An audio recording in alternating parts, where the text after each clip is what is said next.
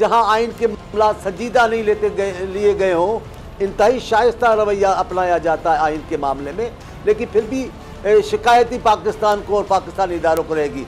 अब जिस मामले में आप बोल रही हैं, इस मामले पे देखिए कितनी मजाक हो गई है। चांडी साहब, जब आइन का मालूम था तो फिर क्यों इतने ताकीरी हरबे इस्तेमाल किए गए? कौम का वक्त और पैसा बर्बाद हुआ। जिस मुल्क में आइन से बार बार खेला जाता हो, जहां आइन के मामला संजीदा नहीं लिए गए हों, वहां और में सियासी पार्टियों में या मखसूस मफादात के लोगों के पास आइन के लिए संजीदगी कहाँ होगी। लेकिन बाज़ मौक़ों पर बाज़ जमायतों की तरफ से, बाज़ ज़िम्मेदार अफराद की तरफ से इंतहाई शाइस्ता रवैया अपनाया जाता है आइन के मामले में, लेकिन फिर भी शिकायती पाकिस्तान को और पाकिस्तानी इदारों को रहेगी। अब जिस मामले में आप बोल रही हैं, इस मामले पे देखिए कितनी मजाक हो गई है। सुप्रीम कोर्ट का फैसला इंतहाई मोहतरम फैसला है, उस पर इनकार करने का सवाल पैदा नहीं होता। हर हाल में उस पर अमल दरामद करना ही होता है, लेकिन उससे फैसले आने से पहले, उस कार्रवाई से पहले जिस किस्म का माहौल बपा किया गया वो कोई मजाक नहीं थी। ठीक है। अच्छा, ये जो दो जजेस हैं उन्होंने अपने इख्तिलाफी नोट में ये कहा है कि जो ऐसे मामलात हैं चांडियो साहब, वो कहते हैं जी कि ये पार्लिमान में हल होने चाहिए, लेकिन पार्लिमान अफसोस के साथ कहूँगी इस काबिल कहाँ रही है कि वहाँ पर बैठकर कोई मतलब संजीदगी के साथ मसले को हल किया जा सके। तो क्या आइंदा भी जो मामलात हैं ये अदालत में तय होते रहेंगे? एज अ सीनियर पॉलिटिशियन आप कैसे देखते हैं इस पूरे मामले को? आप बहुत दुरुस्त कह रही हैं, पर सवाल ये है कि किस ज़माने से आप देखे जायज़ा तो लेना। आप मीडिया से हैं, सहाफ़ी हैं, एक मोहतरम मुकर्रम, तज्जिया तो करें ये आगाज़ कहाँ से हो गया है, पार्लियामेंट को बेतौकीर करने का कहाँ से शुरू हुआ है। हम तो हर मामला पार्लियामेंट में लाए। हमारे ज़माने में जो मुल्कों से मुआहदे हुए वो भी पार्लियामेंट में आए। गिलानी साहब वज़ीर आज़म थे, हमने वहाँ तौसीक़ की उन मुआहदों की जो दूसरे मुल्कों से की गई। अब फिर उसके बाद भी ऐसा थोड़ा हल्का फुल्का होती रही मज़ाक़ात से, लेकिन खान साहब ने तो एक खिलौना बना दिया पार्लियामेंट को। आप खुद तस्वुर करें, अभी चले वो अलग हो गए, हम आ रहे हैं, हम जा रहे हैं, हम आ रहे हैं, हमारी मंजूर करो। क्यों मंजूर कर? एक डेलीगेशन में है स्पीकर साहब से कि हमारे मंजूर क्यों नहीं किए जा रहे, ये गैर आईनी बात है। अब जब मंजूर हो गए तो फिर आए, तमाम मौजूद लोग आ गए, मोतबर सब जमा हो गए। जनाब आपने तो ज्यादती की है। भाई आप ही ने तो बोला, आप और फिर आप ही ने तो मूवमेंट चलाई कि पार्लियामेंट से बाहर निकलो। जब पार्लियामेंट से बाहर निकले, फिर इस्तीफाएं दी, फिर मंजूर करने के लिए दबाव डाला, मंजूर हो गई है, फिर कयामत है। जरा आप भी तो संजीदा हो जाएं। पार्लियामेंट की तौक़ीद का मुतालबा करने वाले लोग, पार्लियामेंट को बाख्तियार बनाना चाहते हैं, वो भी तो जरा संजीदा हो जाए। बचकाना खेल खेल रहे हैं ना। अच्छा, एक लानतें दे रहे हैं पार्लियामेंट को, दूसरे मरहले में कह रहे थे जो पार्लियामेंट से निकले उनको पकड़ लो, मारो पकड़ो। ऐसे तो नहीं होगा ना बीबी। चांडियो साहब, ये जो मरियम नवाज साहिबा नाम ले लेके फाजिल जज साहिबान के, मोअज़्ज़ज़ जज साहिबान के तनकीद का निशाना बना रही हैं, आप कैसे देखते हैं? किसी सियासतदान को ऐसे करना चाहिए? मुझे सख्त बेचैनी और परेशानी है। हम बहुत सारे मामलात में आज़ाद होते हुए भी एहतराम का पल्लू छोड़ते नहीं हैं। हमारा मुल्क इतना मजबूत सियासी तौर पे सियासी इस्तेहकाम इस मुल्क को नहीं है। इधर निज़ाम इतना मजबूत नहीं है कि इस अंदाज से खुलकर बोला जाए इदारों पर और खुल के उनको इम्तिहान में खड़ा किया। लेकिन ये मरियम नवाज साहबा ने तो कल शुरू किया है। ये तो आपके मेरे वज़ीर आज़म, चहीते शहजादे वज़ीर आज़म, लाडले वज़ीर आज़म, उन्होंने खड़े होकर ये मामला किया। मेरे कायद को, मेरे महबूब कायद जुल्फ़िकार अली भुट्टो को कत्ल किया गया है। अदालती फैसला नाम नहाद था, वो कत्ल था। भुट्टो को मारना था, क्योंकि जस्टिस हमारे क्या नाम थे लाहौर में मुश्ताक, उसने भी ऐसे कहा। फिर वो वसीम हसन शाह, उन्होंने भी ये कहा हमने फरमाइश पे कत्ल किया है भुट्टो को। लेकिन हमने तो ऐसा दावा नहीं बोला, हमने तो लोग सुप्रीम कोर्ट में नहीं भेजे, हमने तो लाहौर हाई कोर्ट में लोग नहीं भेजे। उस ज़माने में पीपल्स पार्टी का किस किस्म का तम तराक था वो तो आप जानती हैं। लेकिन हमने ये नहीं किया।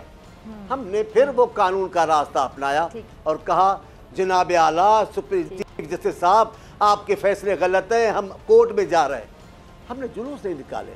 तो जहाँ से ये रिवायत शुरू हुई है, जरा उनका एहतसाब करें ना, कभी उनका भी नाम ले लिया करें प्रोग्राम में कि भाई बदकिस्मती से ये गंद और ये खराब रवाज फलां दौर में शुरू हुआ, फलां चांडियो साहब हम तो सब पे तनकीद करते हैं, चांडियो साहब हमारा नाम आ रहा है मीडिया में, चांडियो साहब हम तो सब पे तनकीद करते हैं, जो ना गलत हो उसको गलत कहते हैं, जो ना सही होता है उसको अप्रिशिएट करते हैं। मैं पीपल्स पार्टी के हवाले से 12 अपने प्रोग्राम में कह चुकी हूँ कि बड़ी मैच्योर पार्टी है, बड़ी मैच्योरिटी के साथ आप लोग बहुत से मामलात में आप लोग बहुत ही मैच्योरिटी का मुजाहरा करते हैं। फिर आपके हवाले से जी मेरी फिजा जी मेरी बहन फिजा, मैं ये नहीं कह रहा कि आप मेरे लिए कर, नहीं, मैं ये कह रहा हूँ जो कर रहे हैं उनका एहतसाब करें, और करेगी मीडिया।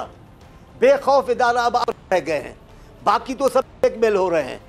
अच्छा चांडियो साहब, ये जो महंगाई ख़त्म करनी थी, पीडीएम इत्तेहाद बना, खैर आप लोग उनके वैसे तो इत्तेहादी हैं ना, तो आप मुझे बताइएगा, वज़ीर ख़जाना साहब इनसे बड़ी एक्सपेक्टेशंस थी कि आएंगे, कोई जादू की छड़ी घुमाएंगे, महंगाई का जो जिन है बोतल में बंद कर देंगे, लेकिन महंगाई तो बढ़ती चली जा रही है। बल्कि एक खुशखबरी ये सुना दी गई है बेचारी अवाम को कि महंगाई अभी आई नहीं, मजीद आने वाली है महंगाई। कैसे देखते हैं आप? देखिए, मैं आपको अर्ज करूँ, महंगाई हर वक्त में पाकिस्तान का मसला है, लेकिन इन सालों में शिद्दत अख्तियार कर गया है। इन सालों में गरीब आदमी का जीना बहुत मुश्किल हो गया है। लेकिन इसका आगाज भी इल्ज़ामबाजी की बात नहीं है, इसका आगाज भी खान साहब के दौर में होता है। खान साहब के बुजुर्ग कह रहे थे, इनकी आज भी मौजूद है, कि हमारे पार्टी की तबाही और हुकूमत की तबाही हमारी महंगाई है। आप देख लें, उन्होंने किया, लेकिन इल्ज़ाम की बात नहीं है। फिर IMF के मामले में भी आगाज उन्होंने किया, मुआहदे की बिस्मिल्लाह उसने की, शराइतें सारी उन्होंने मारी। IMF के साथ जिस भी हुकूमत, हमारी हुकूमतें उनके बगैर चली नहीं है, मैं एतराफ़ कर रहा हूँ, तो लेकिन इम्तिहान भी बड़े गुजरते हैं। लेकिन इस बार ज़रा इम्तिहान ज़्यादा है। मेरे चेयरमैन ने बड़ी अच्छी तजवीज़ दी है, वो उन्होंने कहा है कि जो महंगाई का असरात है, जो लोगों के पास कमी है पैसों, वो हम अपने तौर से गरीब लोगों को दें, अमीर को टैक्स वसूल करें, टैक्स को बढ़ाएं, लेकिन उनसे जो दे सकते हैं। गरीबों को मारे मारे फिरेंगे, गरीब कहाँ जाएंगे? तंग आमद ब जंग आमद, फिर लोग आ जाएंगे, फिर किसी से रुकेंगे नहीं, ये नहीं रुकेंगे। और ये जो भौचाल आया हुआ है पाकिस्तान की सियासत में, वो इसीलिए है, वो चाहते ही है। मैं खुद गरीब आदमी हूँ, आप मालूमात ले, मैं वडेरा भी नहीं हूँ, सरदार जाएगा। वाकई वो जो इलेक्टेड नुमाइंदे होते हैं, असेंबली में बैठे होते हैं, उन्हीं पे निसार करे बैठे होते हैं ना कि हमारे लिए कुछ करेंगे। जी। अब दूसरी बात, जो पढ़ा लिखा तबका है, ये जो नौजवान है, आपको पता है बहुत से लोग हमारे यहाँ डॉक्टर्स, इंजीनियर्स, वो पाकिस्तान से बाहर जा रहे हैं। क्यों जा रहे हैं पाकिस्तान से बाहर? पाकिस्तान का सरमाया है, वो पाकिस्तान का एसेट बन सकते हैं, तो तकलीफ नहीं होती कि वो पाकिस्तान छोड़कर जा रहे हैं। जहाँ देखे बीबी, इतना पढ़ लिख कर गरीब माँ बाप के भी औलाद हैं, कुछ दरमियाने तबके के लोग हैं, बड़े लोग तो बहुत कम हैं। लेकिन जब वो देखेंगे कि पढ़ लिख भी लिया, फिर भी मुसीबतों से जान नहीं छूट रही, फिर भी उनके इल्म की कदर नहीं हो रही, उनकी सहायतों की बेकदरी हो रही है, तो आप देखें, माँ बाप का घर बहुत प्यारा होता है, उसको छोड़ते हुए रोना आ जाता है। लेकिन जब ज़िंदगी तंग होने लगती है उस घर में, तो उस घर से भी बड़े खुशी के आदमी चला जाता है। वतन भी ऐसा ही है, वतन माँ बाप का दिया हुआ घर है, हम कभी भी पसंद नहीं करेंगे वतन को छोड़ने का। लेकिन बाज़ लोग ऐसे हैं जिनकी ज़िंदगी तंग हो गई, जिनका घर आसेब ज़दा हो गया, तो वो क्या करेंगे? मौलवी लाएंगे, पढ़ाएंगे, तलावतें करवाएंगे, लेकिन आसेब नहीं छोड़ेगा तो बेचारे चले जाएंगे ना। इसलिए मुल्क जा रहे हैं, उनको सुकून से नहीं जा रहे, वो खुशी से नहीं जा रहे, उनके दिल में देखे वो रोते हुए जा रहे हैं। तो फिर किसकी नाकामी है ये चांडियो साहब? ये हमारे यहाँ निज़ाम को इस्तेहकाम न होना, पॉलिसियों में तसलसल न होना, और एहतसाब का दर्जा बाकायदा महकमा नहीं होना। एहतसाब इस मुल्क में होता नहीं है, होता है तो गरीब का, आदमी मिस्किन का होता है। बड़े आदमी जो ताकतवर हैं, जो बहरान के जिम्मेदार हैं, जो महंगाई के जिम्मेदार हैं, सियासी इस्तेहकाम करेगा, छोड़े ना, छोड़े। किस हुकूमत को, किस जमहूरियत को इन्होंने इस्तेहकाम दिया है? आप मुझे बताएं कौन कौन है। मैं इसकी बात नहीं कर रहा हूँ। अच्छा, फिर पॉलिटिकल स्टेबिलिटी, चांडियो साहब बड़ी अच्छी बातें कर रहे हैं, पॉलिटिकल स्टेबिलिटी है वो तब तक नहीं देखें चांडियो साहब, पॉलिटिकल स्टेबिलिटी जब तक नहीं आएगी, इकोनॉमिक स्टेबिलिटी नहीं आ सकती है। और ये बात सब सियासतदानों को भी पता है। तो फिर जो आम इंतखाबात हैं उसका माहौल बनता हुआ क्यों नहीं दिखाई देता? तो अब ये जो आम इंतखाबात अगर हो जाए, साथ ही हो जाए, ताकि कौम का वक्त, पैसा, सब कुछ ज़ाया ना हो सके, बचाया जा सके, इस पर हमारे सियासतदान पेज पे क्यों नहीं आ जाते? अच्छी ख्वाहिश है आपकी, मैं अच्छी ख्वाहिशों में दुआ मांगता हूँ अल्लाह ताला हमारे मुल्क के लोगों के जो पुरखुलूस लोग हैं और पाकिस्तान और पाकिस्तानियों के लिए अच्छी दुआएं मांग रहे हैं, मंसूबे रख रहे हैं, उनको कामयाबी अता फरमा। लेकिन हालात क्या है, आप एक दुआ मांग रही हैं, एक आपकी दुआ का बिगाड़ पैदा करने वाले हैं 1000 जो बाख्तियार हैं, जो ताकतवर हैं, जिनके हाथ में चीज़ें हैं, मसाइल का हल है, वो नहीं कर रहे। उनको परेशानी नहीं है, उनको परेशानी है डॉलर गिर गया है, डॉलर चढ़ गया है। यहाँ आदमी को खाना मुश्किल है, चाय पीना मुश्किल है, चूल्हा जलाना मुश्किल है।